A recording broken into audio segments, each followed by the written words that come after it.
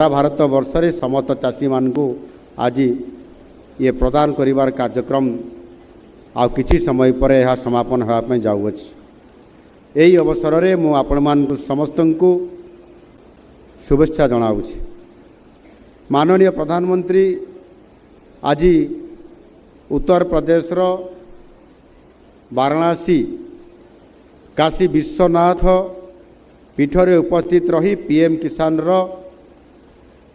किस्ती बाबद प्रत्येक चाषी को 2000 टंका लेखाएं आज प्रदान करुछंती।